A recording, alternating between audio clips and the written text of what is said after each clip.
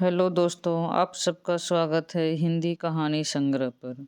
दोस्तों, आज मैं आप सबके सामने लेकर आई हूँ पंडित गौरी दत्त की कहानी। उसे उपन्यास भी कह सकते हैं, जिसका नाम है देवरानी जेठानी की कहानी। देवरानी जेठानी की कहानी हिंदी का एक उपन्यास है जिसके लेखक पंडित गौरी दत्त हैं, जिसे हिंदी का पहला उपन्यास माना जाता है। यह उपन्यास 19वीं शताब्दी के मध्यवर्गीय बनिया समाज के जीवन का यथार्थ चित्रण करता है और बाल विवाह, फिजूल खर्ची, स्त्री शिक्षा आदि सामाजिक मुद्दों पर प्रकाश डालता है। दोस्तों, देवरानी जेठानी कहानी का जो यह भाग है वही पहला भाग है, तो हम पहला भाग आज शुरू करने जा रहे हैं। मेरठ में सर्व सुख नाम का एक अग्रवाल बनिया था। मंडी में आयत की दुकान थी।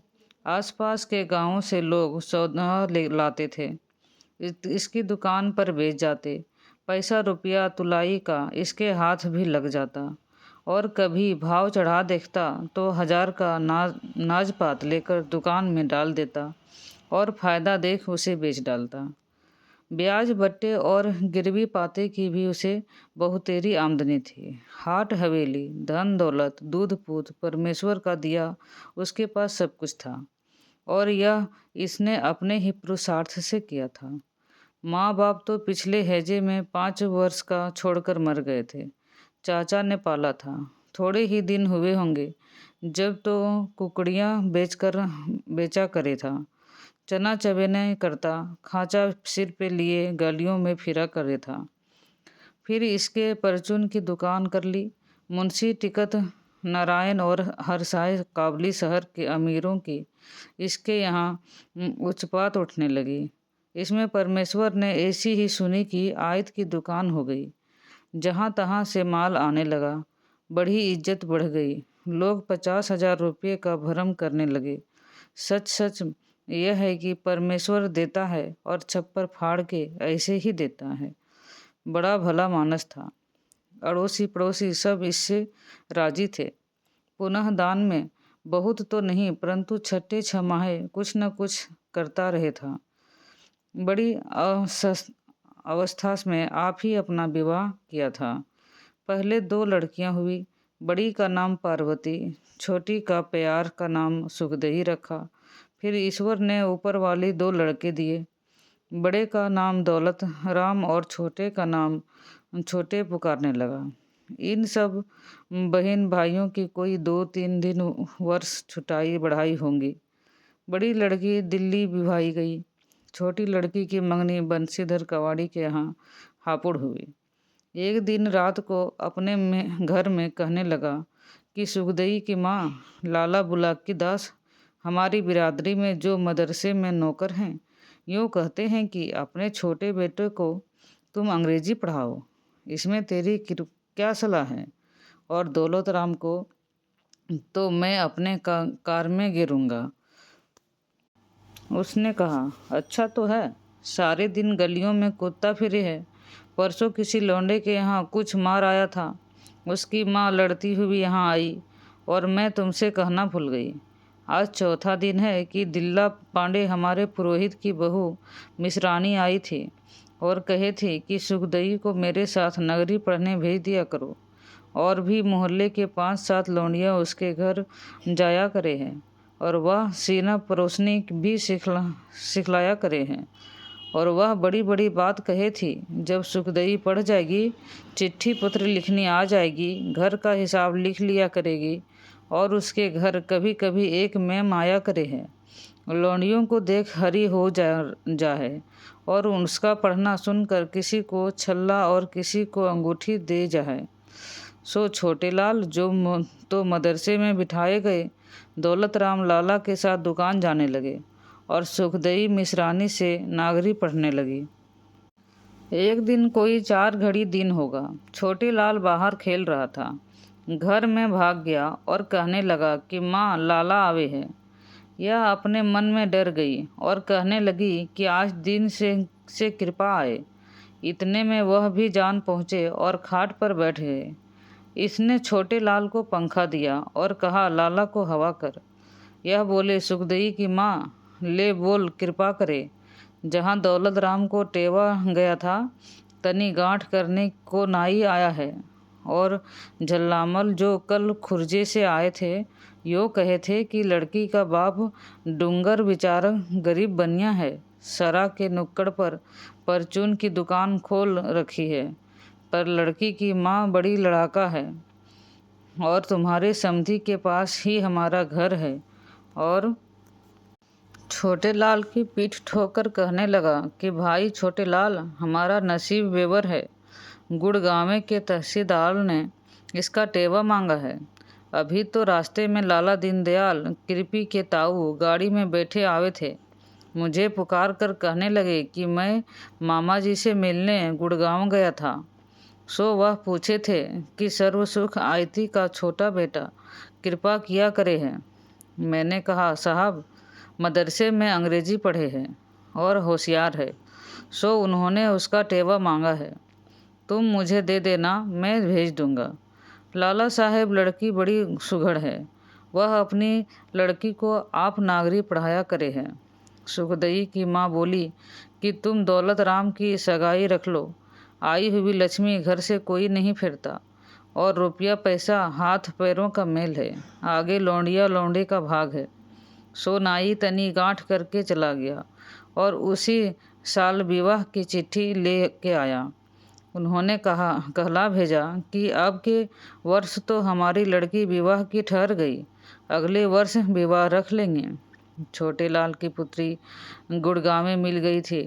लाला दीनदयाल के मार्फत वहाँ से कहलावत आई कि सर्व सुख जी से छोटे कहना कि मरती जीती दुनिया है, आगे मैं सरकारी नौकर हूँ, आज यहाँ कल जाने कहाँ को बदली हो जाए। सो लड़की का विवाह हम इसी साल में करेंगे। इन्होंने कहाँ से कहला भेजा कि हमारी इज्जत उनके हाथ है।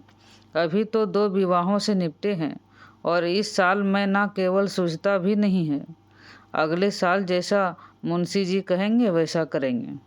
अगले साल विवाह की तैयारी हो गई और बड़ी धूमधाम से लाला जी के बेटे का विवाह कर लाए।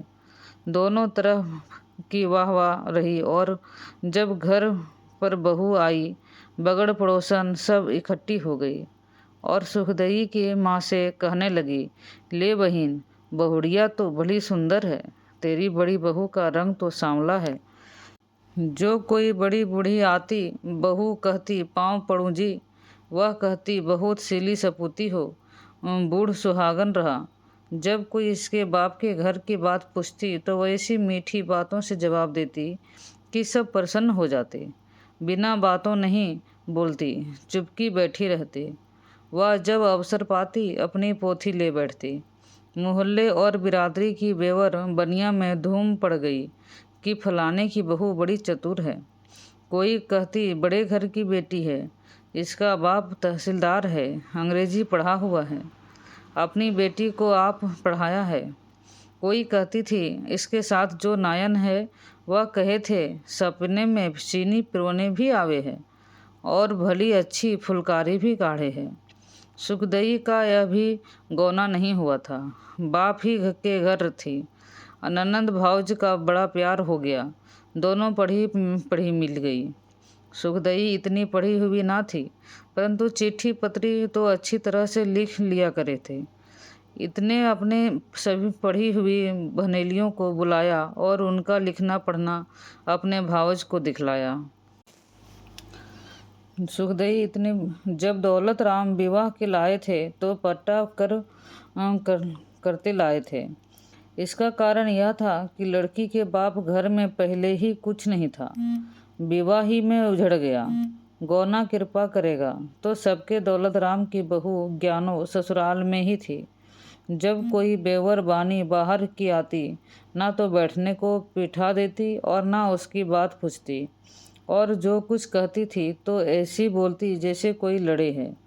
सास से तो रात दिन खटपट रखे थी और जब कोई देवरानी को इसके सामने सराहती तो कहती, हाँ जी, वह तो अमीर की बेटी है, मैं तो गरीब बानी की बेटी हूँ। मुँह से कुछ नहीं कहती पर देवरानी को देख देख फूंक जाती और अभी से छोटी ननद से भी जलने लगी।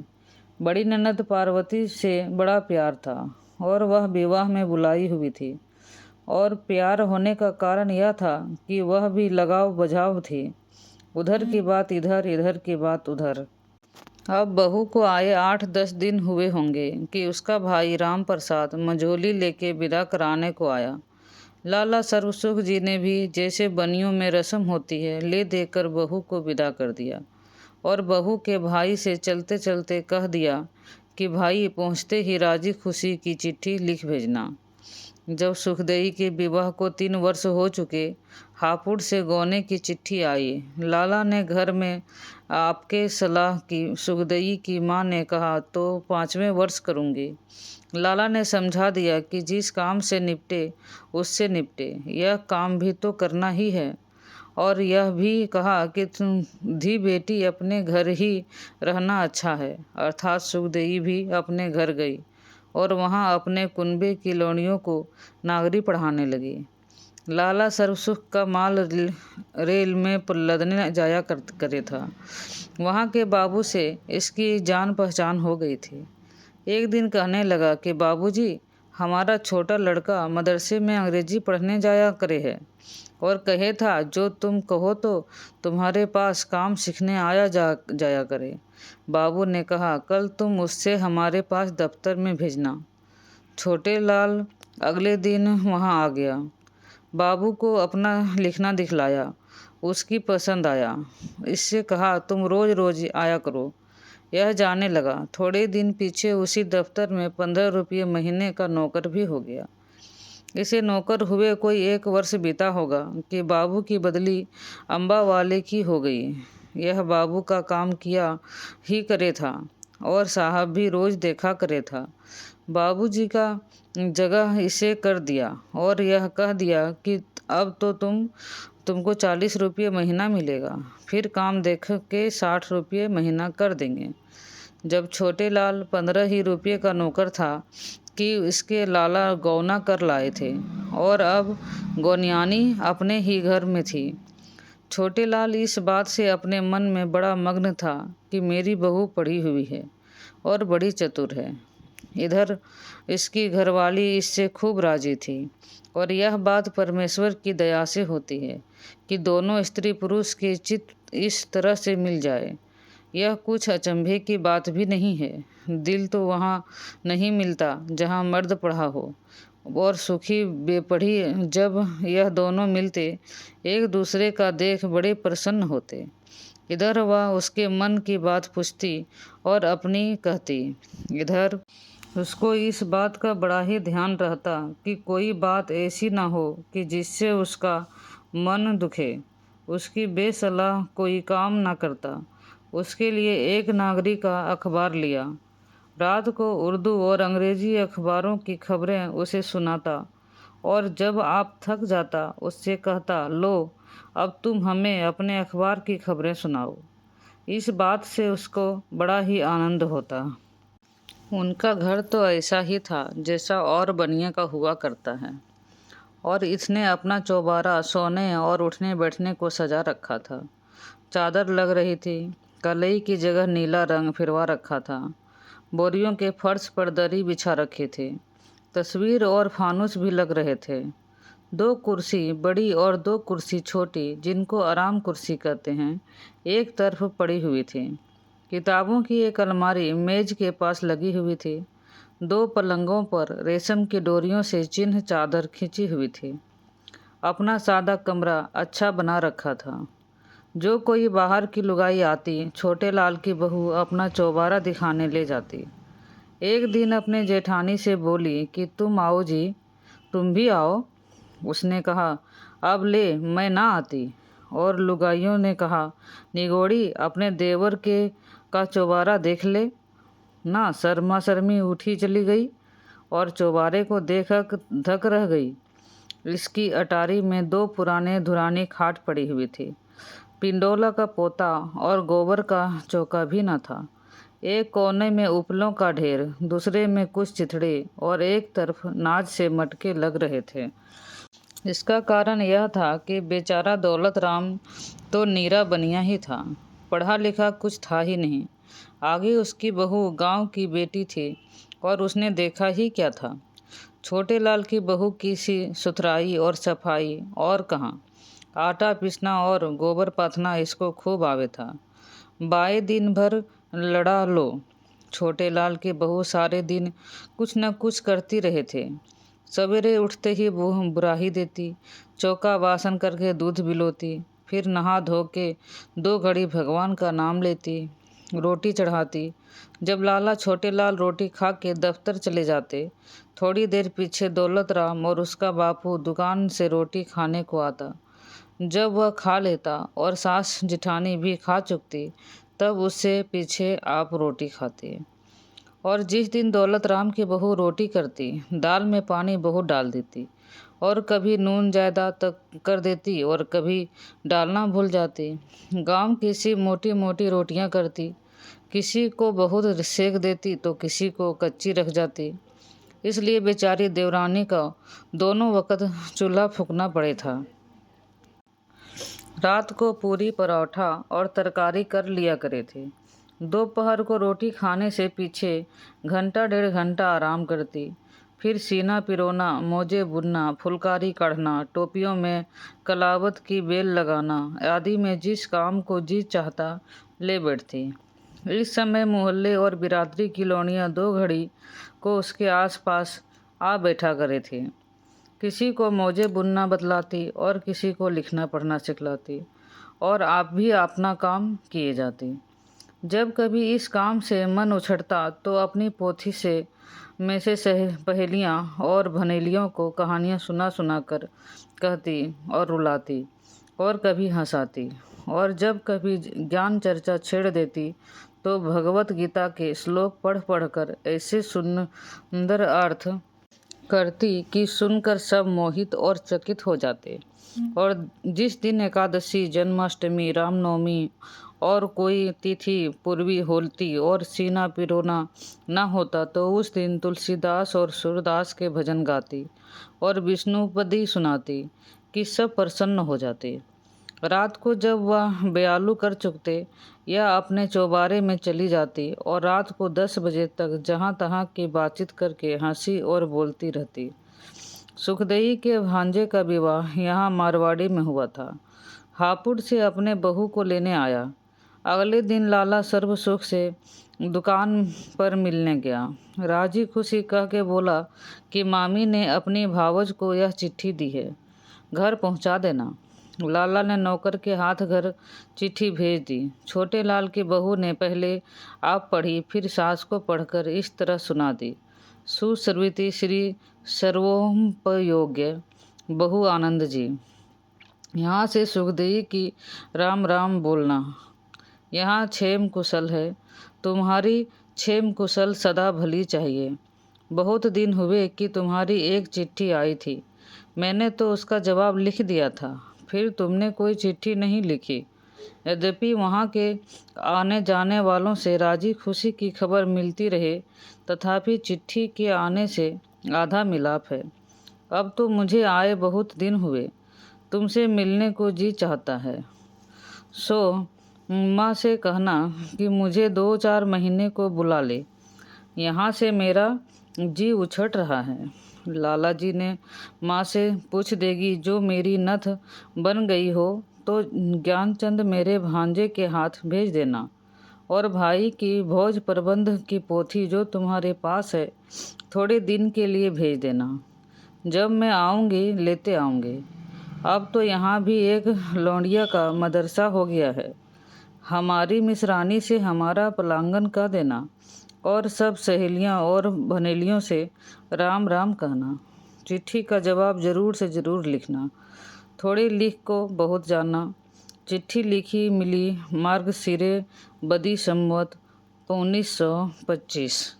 सुखदेई की माँ ने चिट्ठी सुन के कहा कि कल 5 सेर आटे की लड्डू कर लीजो, लौंडियों को कोथली भेजनी है और जो मैं कहूँ चिट्ठी में लिख दीजो।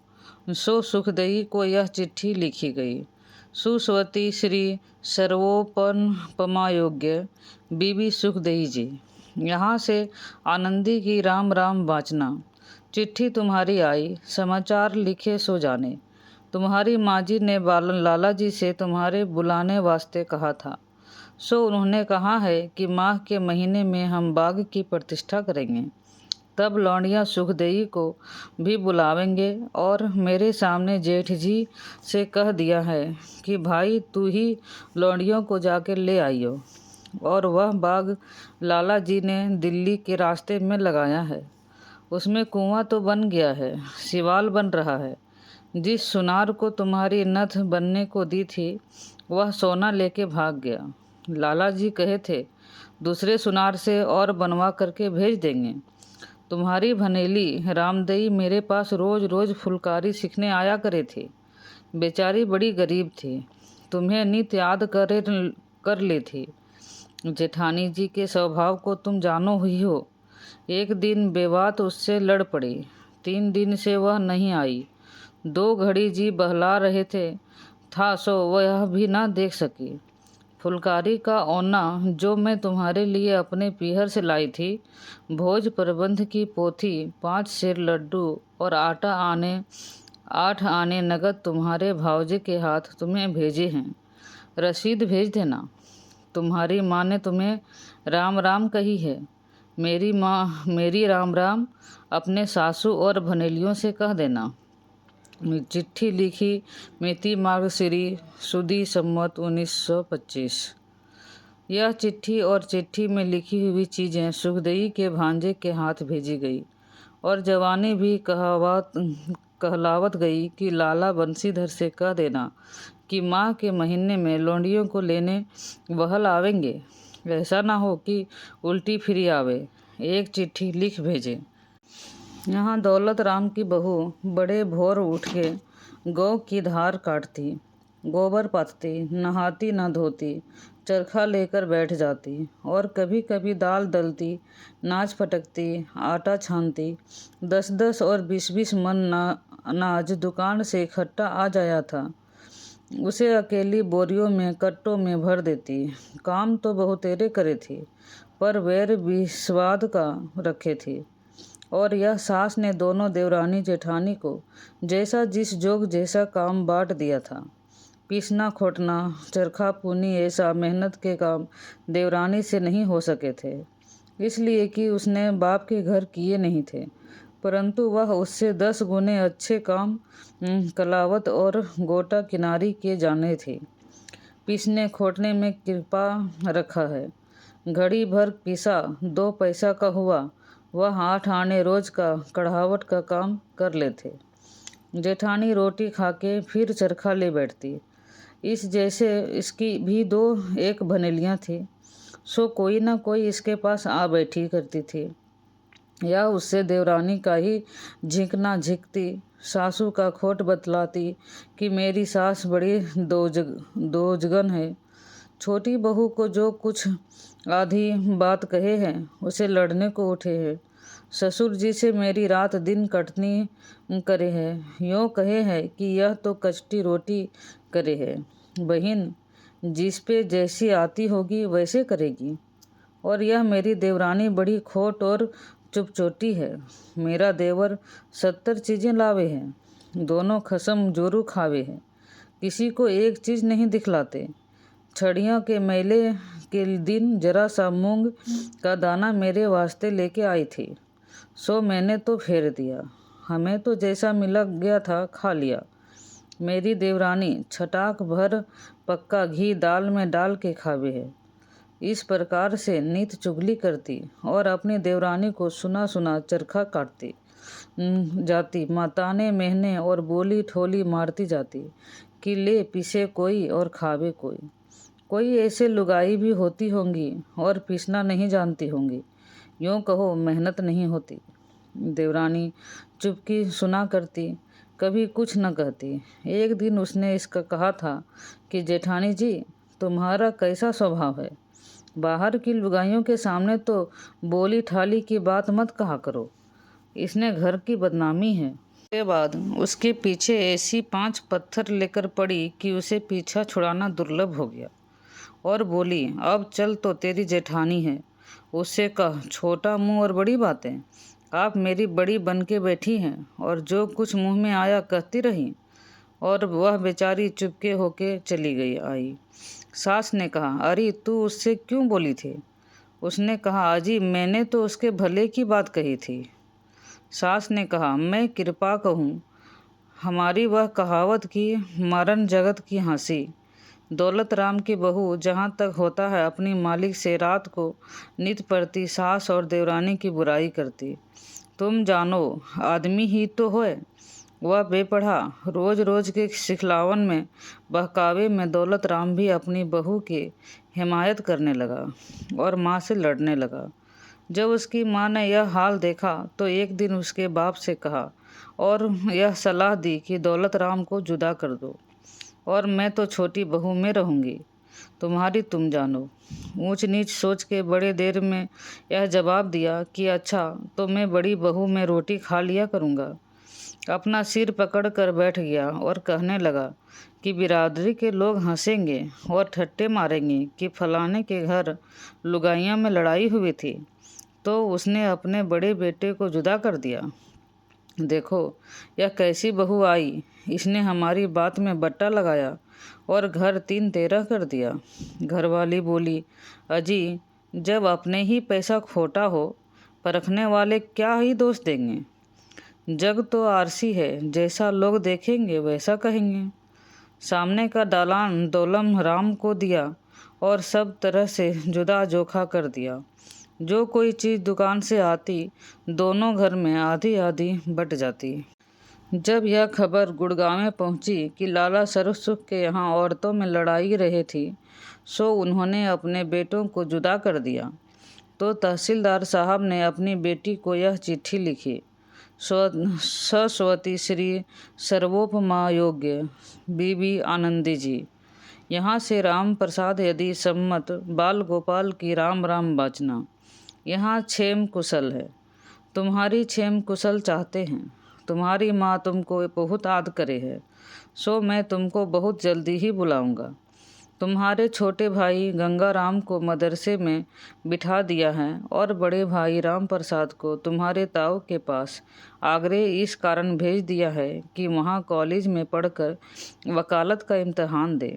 तुम्हारे छोटे बहन भगवान देई 1 महीने से मांदी है और जब से ही उसका लिखना पढ़ना छूटा हुआ है। और तुम तो आप बुद्धिमान हो, परंतु तो भी तो पिता का धर्म है 2-4 बात लिखना आवश्यक है। बेटी, जो मैं तुमसे उसी दिन प्रसन्न हूँगा जब मैं यह सुनूंगा कि तुम्हारे ससुराल वाले तुमसे प्रसन्न हैं। तुम्हारा लिखना पढ़ना उसी दिन काम आवेंगे जब तुम अपनी सास की आज्ञा में रहोगी। सास को माता के तुल्य जानना, ननद और जेठानी को अपनी बहनों से अधिक मानना। और यह मैं जानता हूँ कि सब लड़कियों को ससुराल में जाकर प्रथम कठिनता मालूम हुआ करती है।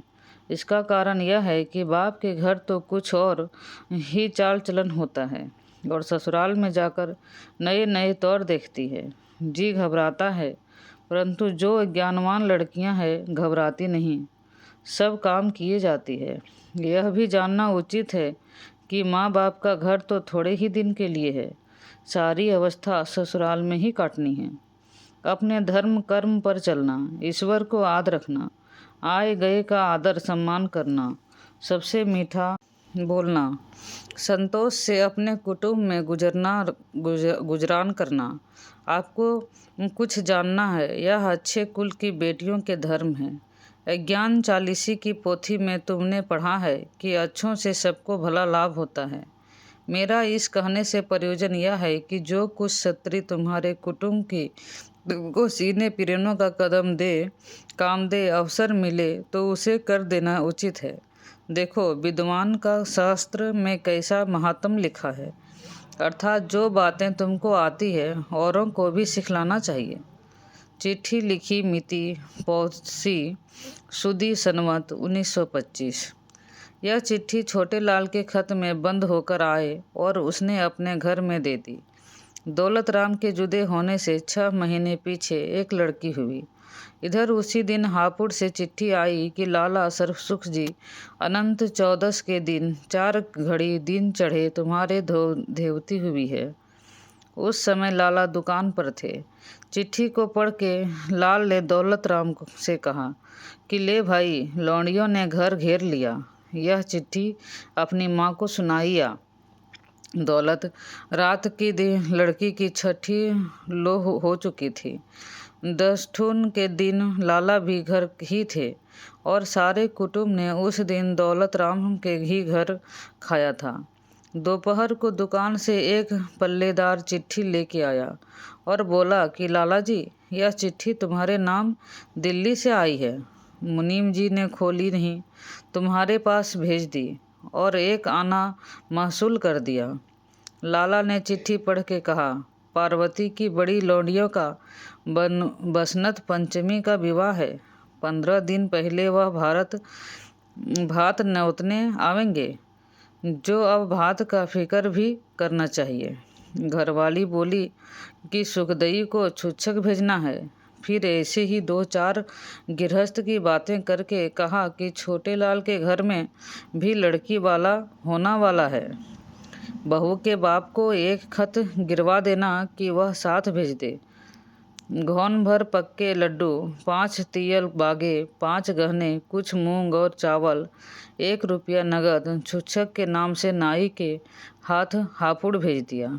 जब पार्वती भात नौतने आई तो अपने देवरानी को साथ लाई। गुड़ की भेली देके बोली कि विवाह में सबको आना होगा। लाला जी ने कहा, बीबी, छोटे लाल की तो छुट्टी नहीं है। दौलत राम भात लेके आवेगा। और विवाह से एक दिन पहले नाई ब्राह्मण को साथ से ले दौलत राम भात लेके दिल्ली जा पहुंचा। और उस दिन सारी बिरादरी में बुलावा फिर गया कि आज भात लीवा आ जाएगा। 51 रुपये नगद, नथ बिछुआ, छन पछेली, सोने मूंगे की माला, पायजेब, सोने की हैकल, सोने का बाजू, पचलड़ा और 9 नगे। पार्वती के सारे कुटुंब को कपड़े, 21 तियल भरी भरी, 11 बर्तन, 1 दोसाला और 1 रुमाल आदि सबको दिखला के पार्वती के ससुर के हवाले किए। और जब भात के लेके ढोंढी पर पहुँचे थे, पार्वती 10-20 तो स्त्रियां को साथ लिए गए गीता गाती हुई भाई का आरता करने आई थे। वहाँ दौलत राम को जो कुछ पूछता, यह कौन है साहब, वह कह देते कि यह है भाती है। इन दिनों छोटे लाल की बहू गर्म चीज़ न खाती, बहुत करके कोठे में ना जाती और ना बोझ उठाती। जब किसी चीज़ को खाने को जी चाहता तो अपने सास व किसी बड़ी बूढ़ी से पूछ के मांग लेती। ऐसी वैसी चीज़ ना खाती। खट्टी चीज़ को बहुत जी चाहे करे था, सो कभी कभी नींबू का अचार व कैरी खा लेती। जेठ सुधी 3 जुमेरात के दिन छोटे लाल के घर लड़के का जन्म हुआ। बड़ी खुशी हुई। नकार खाना रखा गया, जन्म पत्री लिखी गई, बिरादरी वालों को 1-1 पान का दिया गया। वह उठ खड़े हुए और बोले, लाला सर्वसुख जी मुबारिका। उन्होंने उत्तर दिया कि साहब, आपको भी मुबारिका। बाहर जो नाई ब्राह्मण घिर गए थे, उन सबको पैसा पैसा बांट दिया। दाई को 1 रुपया दिया, वह 5 रुपये मांगती रही। जच्चा के खाने को गूंद की पंजरी हुई। जब जो भाई बिरादरी और नाते रिश्ते में से औरतें आई, लौंडे की दादी का मुबारिका का बधाई कहते बैठ जाती। वह कहती, जी भगवान ने दिया है तो अब इसकी उम्र लगावे और लहना सहना हो। नातेदारों और प्यार मुलाहजे वालों से यहाँ से कुर्तता, टोपी, हंसली, कड़ली आने लगे थे। धी ध्यानों से के यहाँ से जो आए थे, उनमें से किसी को फेर दिया और किसी का रख लिया और 2-2, 4-4 रुपये जैसे नाता देखा उन पर रख दिए। तहसीलदार के यहाँ से भी छुच्छक अच्छा आया। सारी बिरादरी में वाह वाह हो गई। जिनके स्वभाव खोटे पड़ जा रहे थे, फिर सुधरने कठिन पड़ जाए। यह कुछ तो खुशी हुई, पर जेठानी एक दिन को भी आके ना खड़ी हुई। छठी और दशठुन के दिन चरखा लेके बैठी और जिस दिन देवरानी 40 दिन का नहा के उठी तो वह बिरिया नाक में बत्ती देके छीका और सांझ को देवरानी को सुना सुना कर कहती कि जिनके नसीब खोटे हैं उनके बेटी हो और जिनके नसीब अच्छे हैं उनके बेटे हो हैं। एक दिन सास तो लड़ने को उठी थी, पर बहू ने समझा लिया कि जो किसी कहने सुनने से क्या हो है, हमारा भगवान भला चाहिए। जिस दिन हिजड़े नाचने आए, लुगाइयों को दिखलाने को पैसा बेल को दे गई। छोटे लाल ने लौंडे को खिलाने को एक टहलवी रख दी और उससे यह कह दिया कि बच्चे को राजी रखिए। लाला ने 4 रुपये का घी और 1 रुपये की खोंड दुकान से भेज दी और जब रात को घर आए, घरवाली से कह दिया कि घी को तो रख छोड़ियो और बहू की खिचड़ी व दाल में डाल दिया करियो। खांड के लड्डू बना लीजियो। बहू का शरीर निर्बल हो गया है, इसमें ताकत का आ जाएगी और बच्चा दूध से भूखा नहीं रहेगा। और बहू से कह दीजियो कि ऐसी वैसी चीज़ ना खाए जिससे बच्चे को दुख हो। वह आप चतुर थी, दोनों वक्त बंधा खाना खाती। लाल मिर्च, गुड़, शक्कर, सीताफल की तरकारी, तेल का अचार, खीरे और अमरूद आदि से परहेज करती। पर होने कृपा करे, जब लड़का 6 महीने का था, एक दिन सिर से नहाई थी, भींगे बालों बच्चों को दूध पिलाई दिया। सर्दी से उसे खांसी का ठसका हो गया। अगले दिन करवा चौथ थी, बत्ती बढ़ती रही और पूरी कचौरी खाने में आई। लौंडे को सांस हो ही आया, बड़ा फिक्र हुआ। सांस उठाने लगी और बोली, कबूल करने लगी। धन्ना की माँ पनिहारी को ननवा चमार को बुलाने भेजा। उसने आते ही झाड़ दिया और अपने पास के लौंडे को गोली खिला दी। गोली के खाते ही बीमारी और बढ़ गई और लौंडे का हाल बेहाल हो गया। इतने में लाल दुकान से भागे और छोटे लाल घर ही था। दोनों की सलाह हुई कि हकीम को दिखलाओ और सारा हाल कह दो। हाकिम जी ने कहा कि घबराओ मत, उस पाजी से जमाल गोटे की गोली दे दी है और वह बच गई है। मैं यह दवा देता हूँ, बच्चे की माँ के दूध में देना, इससे 4-5 दस्त हो जाएंगे, आराम पड़ जाएगा। और वैसा ही हुआ। लाला घर में बड़े गुस्सा से हुए कि अब तो भगवान ने दिया कि कोई सयाना वाना घर में नहीं पढ़ने पावे। यह निर्दयी इस तरह से बच्चों को मार डालते हैं और कुछ नहीं जानते। और बहू से कह दीजो कि फिर भींगे बाल दूध ना पिलावे। और भला वह तो बालक है, उसने देखा ही क्या है। तू तो बड़ी बूढ़ी है, पहले से क्यों नहीं समझा दिया था। वह चुप हो रही। दौलत राम की बहू सब कुछ खाती पीती रही थी। जब सास व ससुर उसके भले की बात कहते, उसका उल्टा करती। लौंडियाँ भी उसकी सुख के कांटा हो रही थी और आप भी नित मांदी रही थी। एक समय गर्मी के दिन थे। 2-3 धुएं में रोटी की। दोनों माँ बेटियों की आंखें दुखने आ गई। परहेज किया नहीं और बीमारी बढ़ गई। किसी ने बहका दिया कि तुम्हारी आंखें घर के देवता ने पकड़ी है। उस दिन से दवाई भी डालनी छोड़ दी। बेचारे दौलत राम को आप चूल्हा फूंकना पड़ा। तो दोस्तों, आप सुन रहे थे देवरानी जेठानी की कहानी का पहला भाग यहाँ समाप्त होता है। आप सबको कैसा लगा या कमेंट ज़रूर करें और आगे की कहानी के लिए कमेंट करें। धन्यवाद।